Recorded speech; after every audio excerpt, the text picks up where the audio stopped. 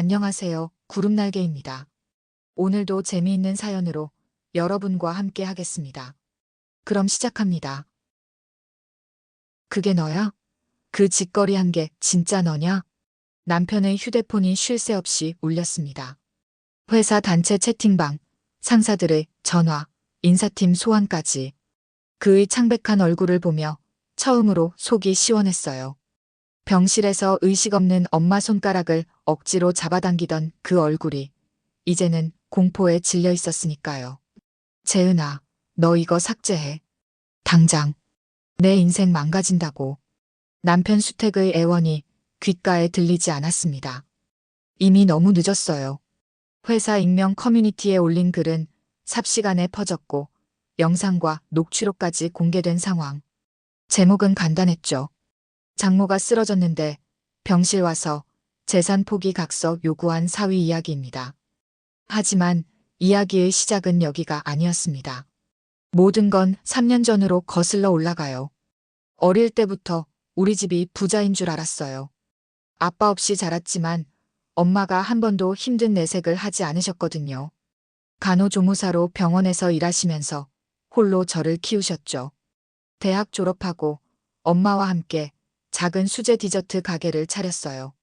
번듯한 건물 1층에 위치한 그 가게는 엄마가 20년간 모은 돈으로 마련한 소중한 공간이었습니다.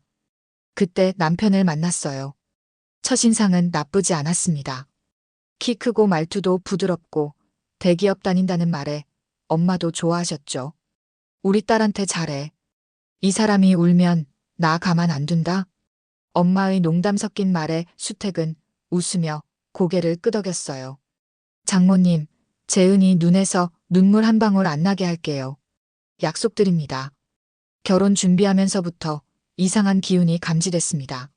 수택은 자꾸 엄마의 재산에 관심을 보였어요. 가게 매출이 얼마인지, 집은 언제 샀는지. 그때는 관심이라고만 생각했죠. 재은아, 엄마가 가게도 하고 있고 아파트도 있으니까 결혼은 걱정 없겠다.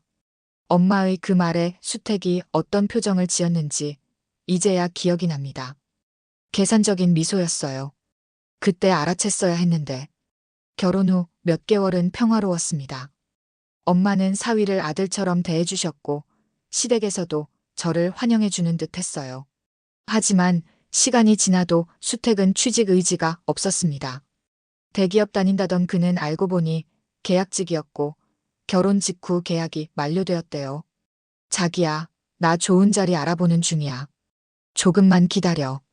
하지만 그의 주요 활동은 구직이 아닌 엄마의 가게에 간섭하는 일이었습니다.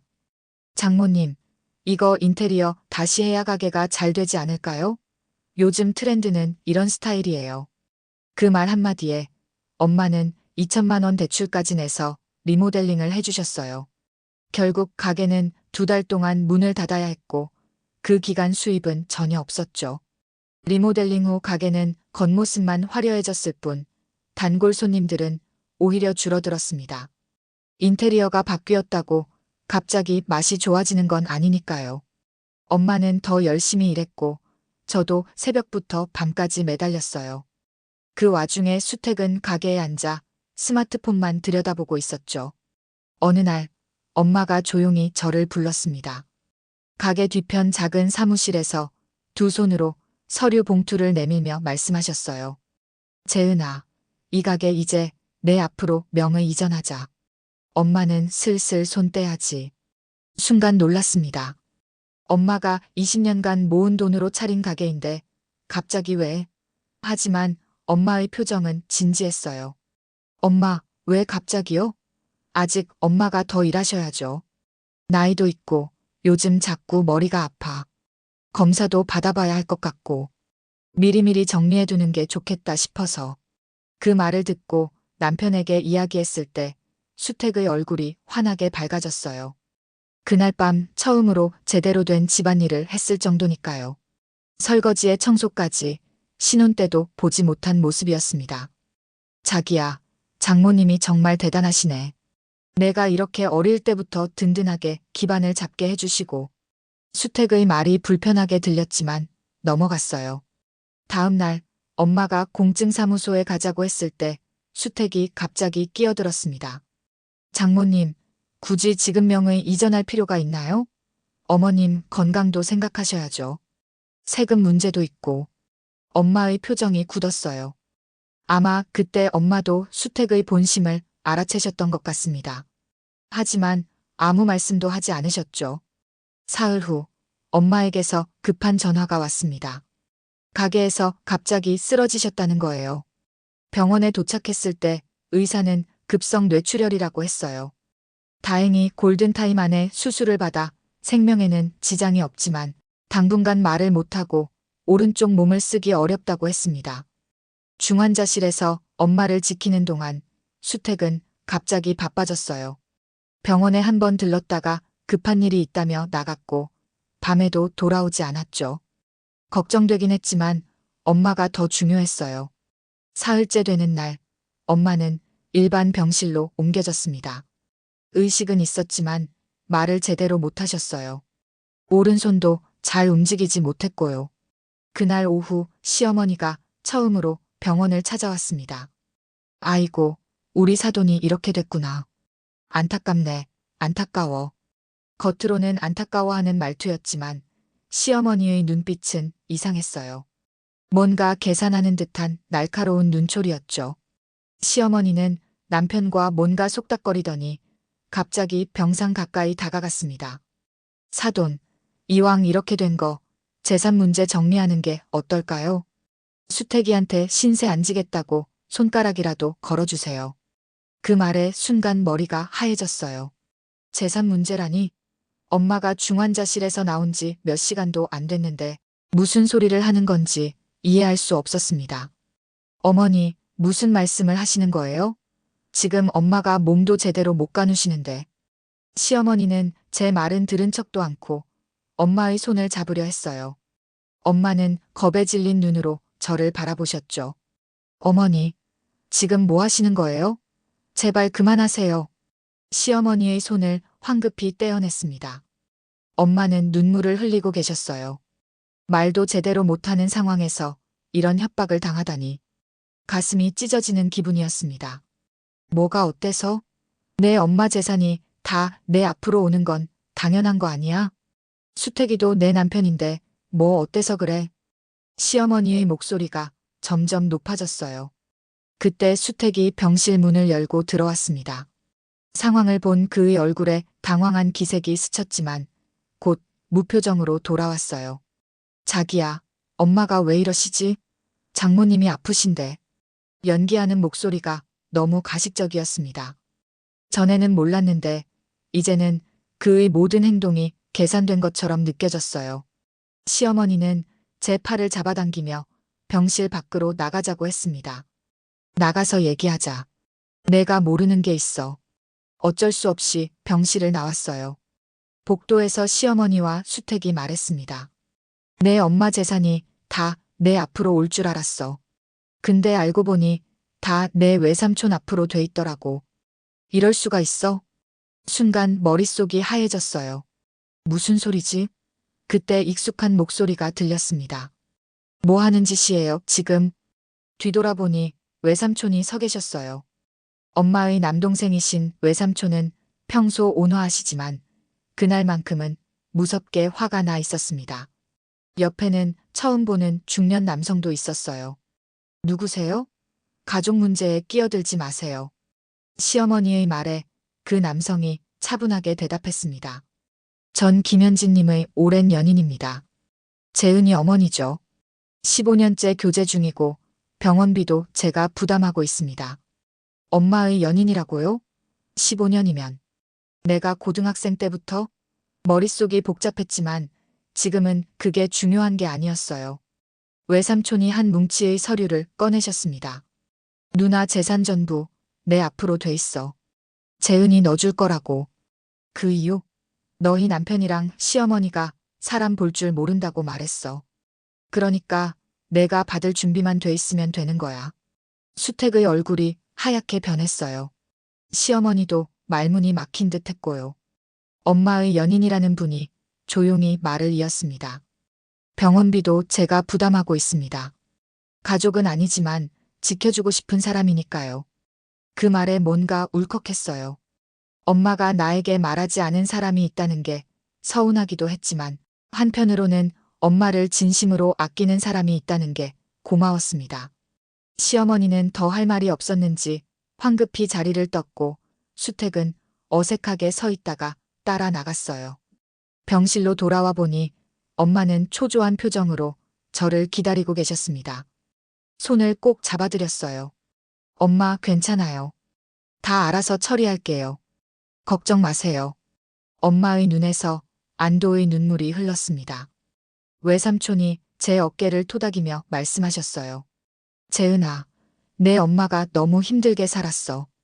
혼자서 너 키우면서 돈 모으고 그러다 현진 씨 만나서 겨우 행복해지나 했는데 내가 결혼한다고 하니까 너무 좋아했어. 근데 나는 그 사위가 영 마음에 안 들더라. 현진 씨는 조용히 고개를 숙이며 말씀하셨습니다. 재은 씨가 충격받았을 텐데 미안해요. 제가 먼저 인사드렸어야 했는데. 그날 밤 병원 근처 카페에서 외삼촌과 현진 씨에게 모든 이야기를 들었습니다. 엄마가 얼마나 저를 위해 살아오셨는지, 그리고 얼마나 수택의 의도를 경계하셨는지. 내 엄마가 그랬어. 우리 재은이 눈이 너무 순수해서 걱정이다. 돈 보고 접근하는 사람들 구분 못할까봐. 병원에서 돌아온 그날 밤 집에서 수택을 기다렸습니다. 새벽 2시가 되어서야 들어온 남편은 술 냄새를 풍기며 어색하게 웃었어요. 자기야, 오늘 회사 동기들이랑 급히 만나느라. 병원은 어때? 장모님 좀 나아지셨어? 그 가식적인 웃음이 견딜 수 없었습니다. 엄마가 중환자실에 있을 때 어디서 뭘 했는지, 왜 시어머니와 그런 계획을 꾸몄는지 묻고 싶었지만 일단 참았어요. 증거가 필요했으니까요. 조금씩 나아지고 있어. 그런데 수택 씨, 우리 엄마 재산에 관심 많았어? 수택의 표정이 굳었다가 풀어지는 걸 놓치지 않았어요. 무슨 소리야? 그런 거 아니야. 어머니가 좀 예민하셔서 그런 거지.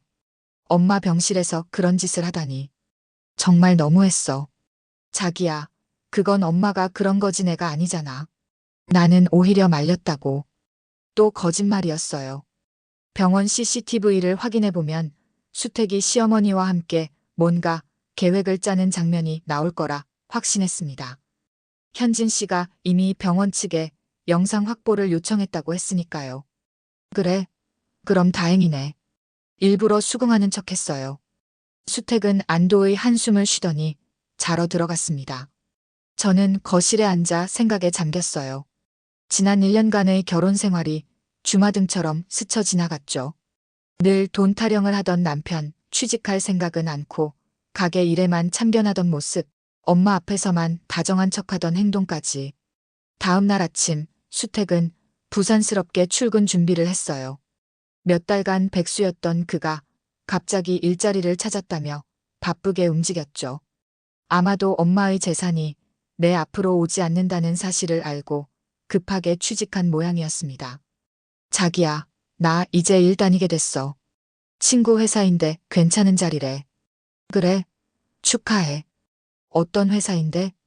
건축자재 유통하는 회사야. 월급도 나쁘지 않대. 거짓말처럼 들렸지만 더 캐묻지 않았어요. 이제 중요한 건 이 결혼을 어떻게 정리할지였으니까요.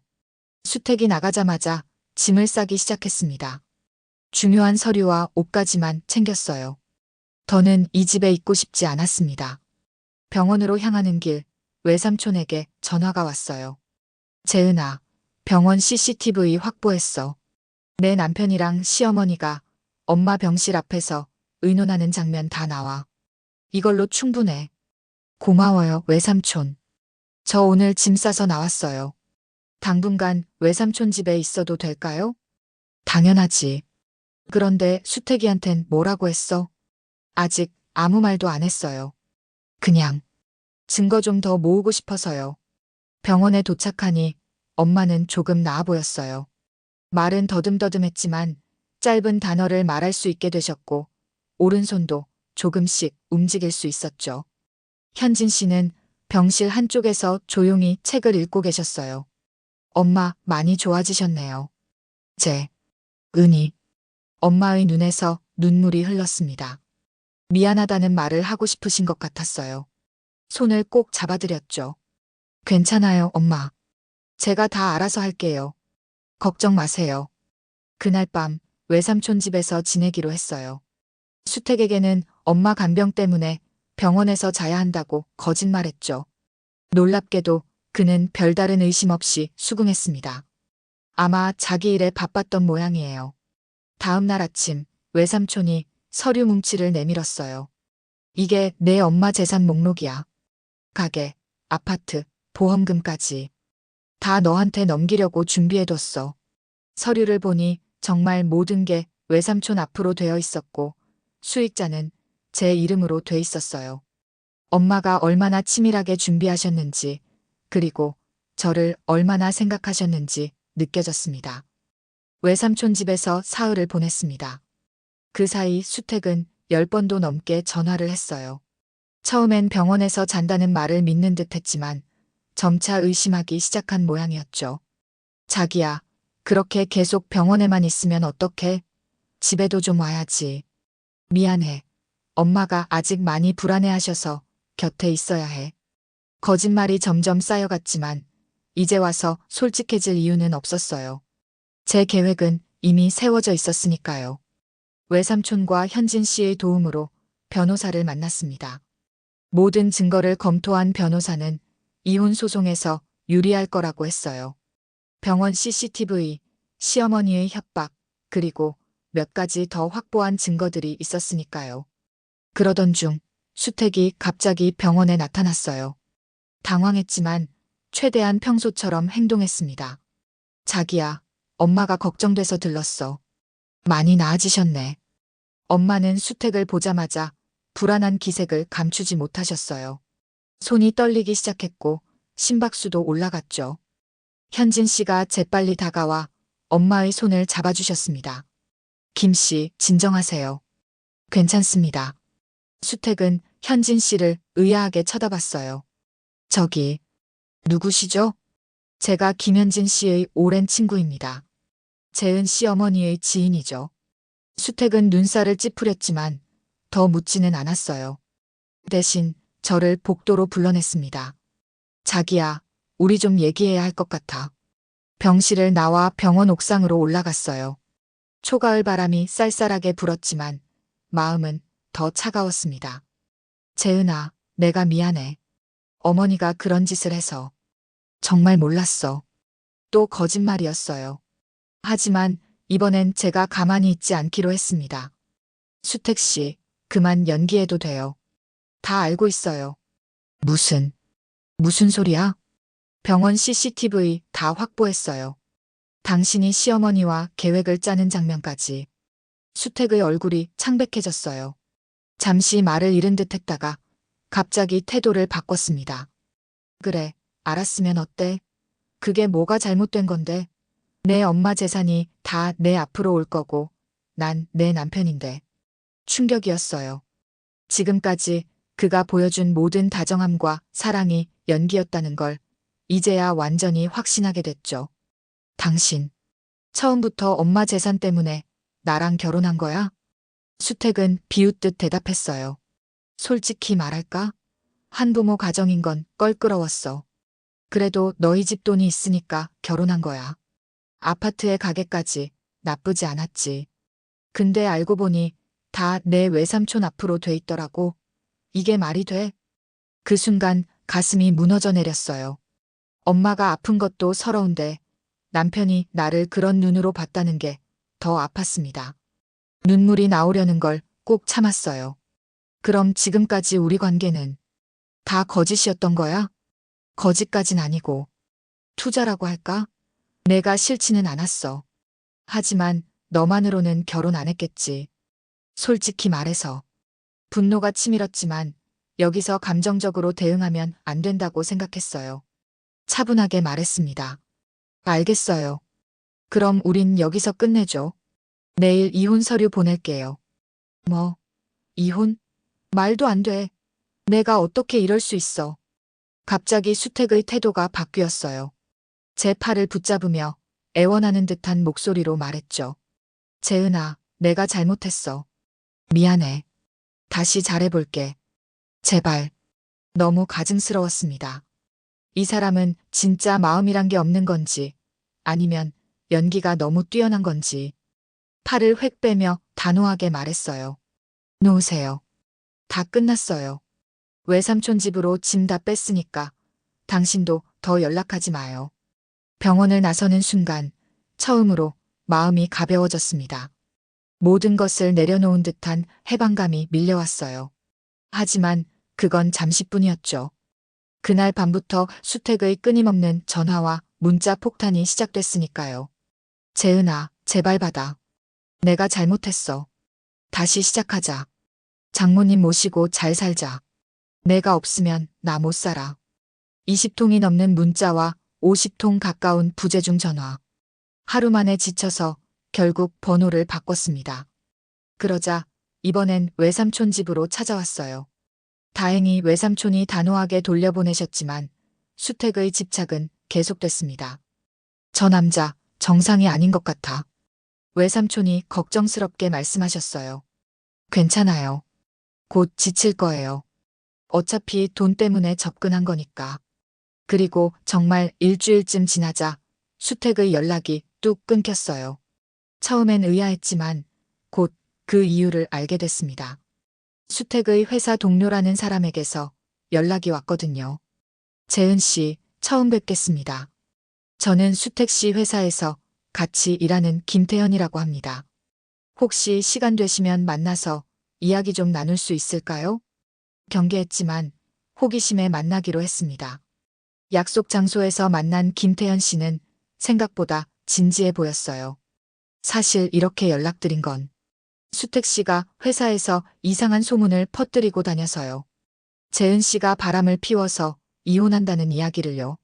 순간 화가 치밀었습니다. 자기 잘못은 하나도 인정하지 않고 오히려 저를 나쁜 사람으로 만들고 있었던 거예요. 정말 그런 말을 하고 다녀요? 네.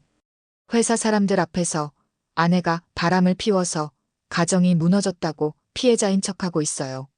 저도 처음엔 믿었는데 뭔가 이상해서 알아보다가 재은 씨 친구를 통해 연락처를 얻었습니다.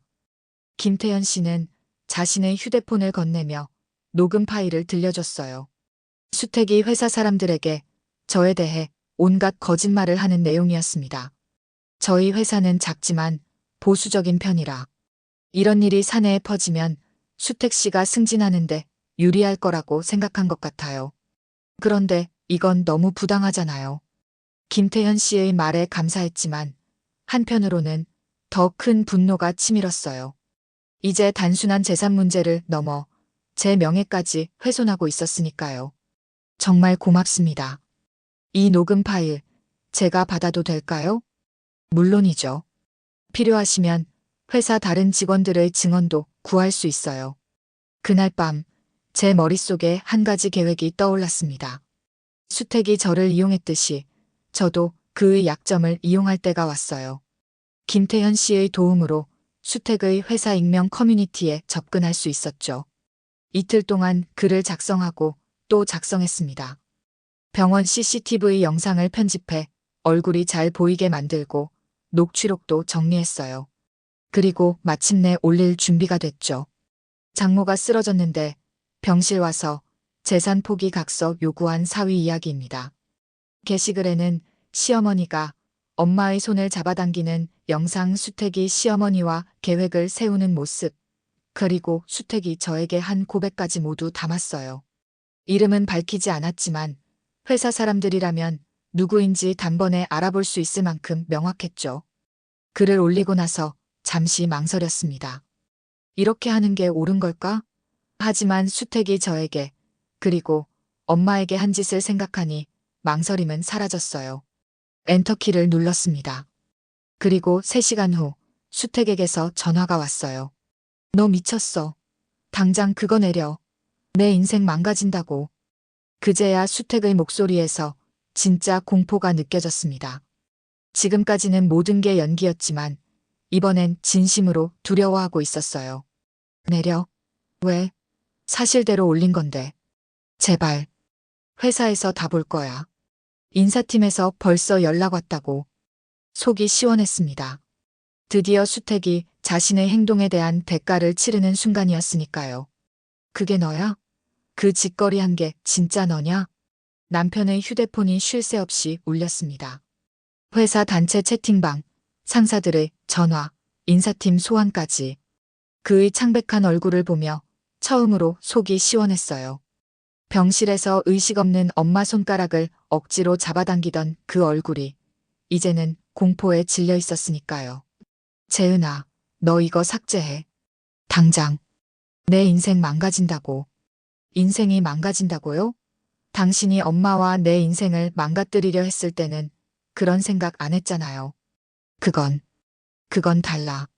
내가 잘못했어. 미안해. 제발 이거 내려줘. 안 돼요. 이제 와서 미안하다고 해도 소용없어요. 당신 진짜 모습을 다른 사람들도 알아야죠. 수택은 절망적인 표정으로 머리를 감싸 쥐었어요. 내일 인사위원회 소집됐어.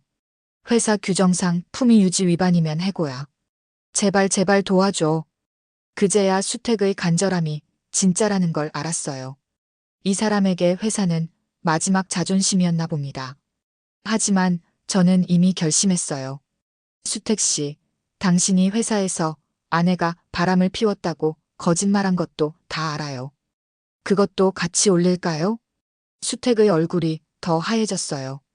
이제야 모든 거짓말이 들통났다는 걸 깨달은 모양이었죠. 너, 어떻게 알았어? 세상은 좁아요. 당신 회사 동료가 저한테 연락했어요. 녹음도 다 받았고요. 수택은 더 이상 할 말을 잃었는지 그대로 주저앉았어요. 그의 무너지는 모습을 보며 복잡한 감정이 들었습니다. 미워하면서도 한편으론 안쓰럽기도 했거든요. 하지만 이건 그가 저지른 일에 대한 당연한 결과였습니다. 이혼 서류 준비했어요. 내일 변호사 통해서 보낼 거예요. 깨끗하게 끝내요. 더 이상 할 말이 없어 자리를 떴습니다.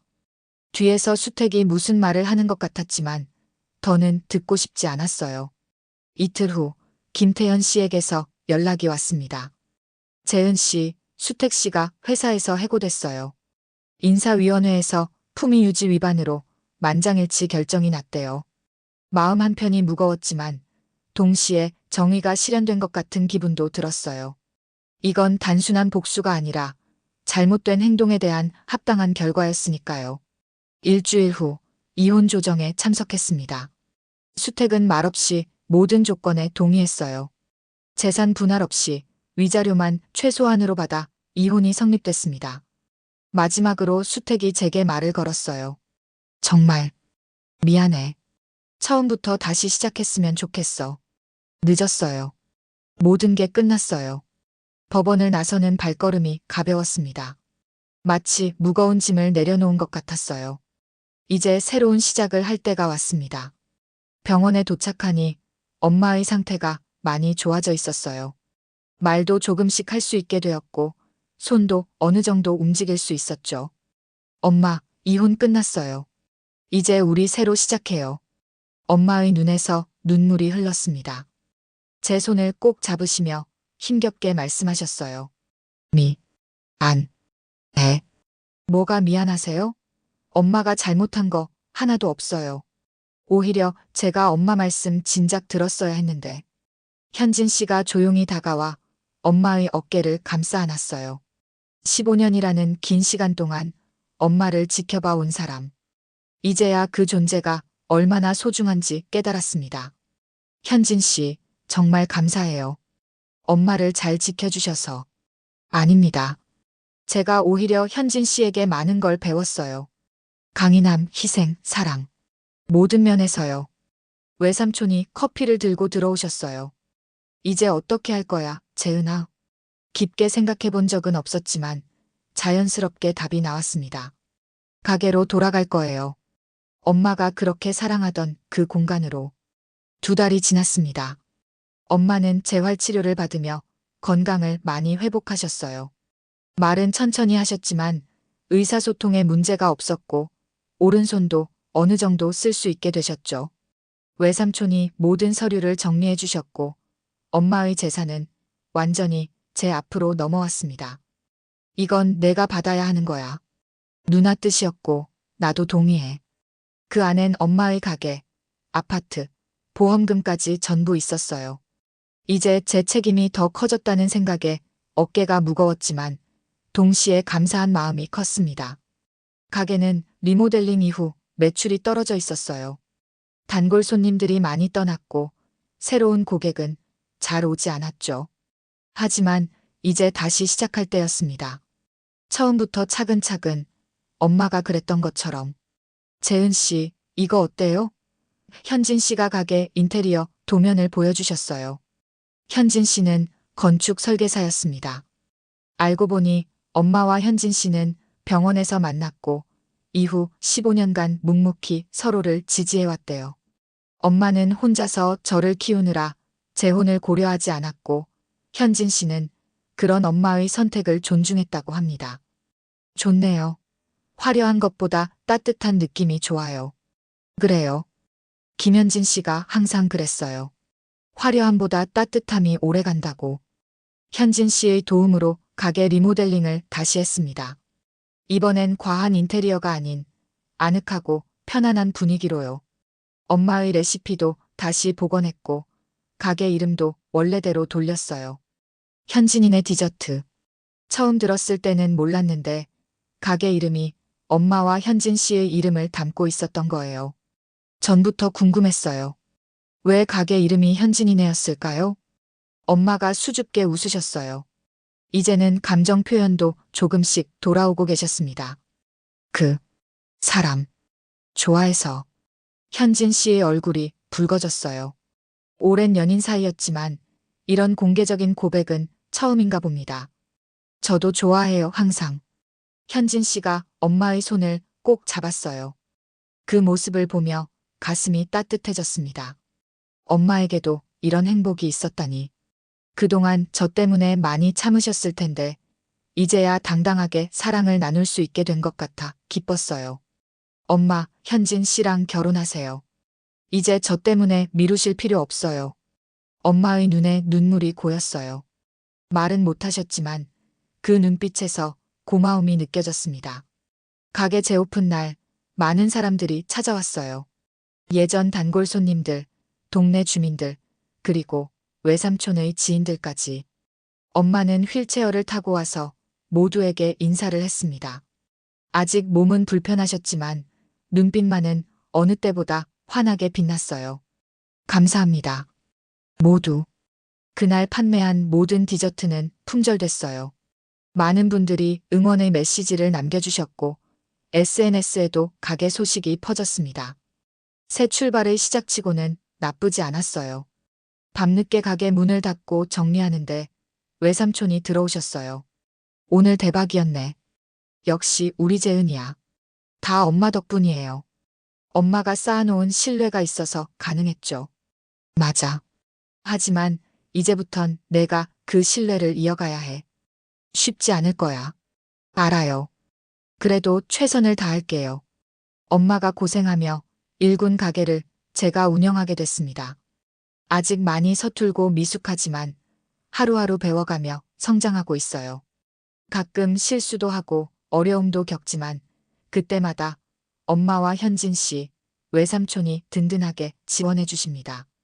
어느 날 가게 카운터에 앉아 장부를 정리하다 문득 깨달았어요.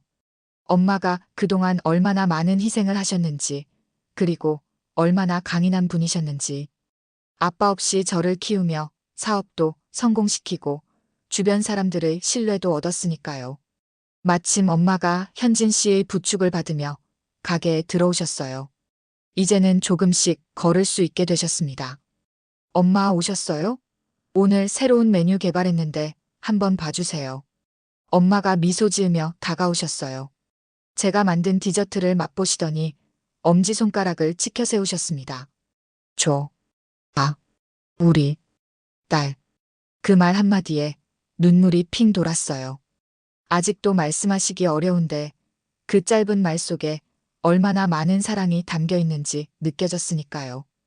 이제 제가 엄마의 든든한 방패가 되어주고 싶습니다. 엄마가 제게 해주신 모든 것들, 앞으로 제가 조금씩 갚아나가야 해요. 그리고 무엇보다 엄마처럼 강인하고 따뜻한 사람이 되고 싶습니다. 그렇게 저는 지금 제 인생의 두 번째 막을 열었습니다. 이번엔 진정한 사랑과 신뢰를 바탕으로 한 새로운 시작이에요. 더 이상 거짓과 속임수에 둘러싸이지 않은 진실된 삶을 살아갈 거예요. 가게 문을 닫으며 하늘을 올려다봤습니다. 별이 유난히 밝게 빛나는 밤이었어요. 마치 우리의 새로운 시작을 축복해주는 것처럼. 오늘의 이야기는 여기까지입니다. 여러분의 구독과 좋아요는 영상 제작에 큰 힘이 됩니다. 구독과 좋아요 부탁드립니다.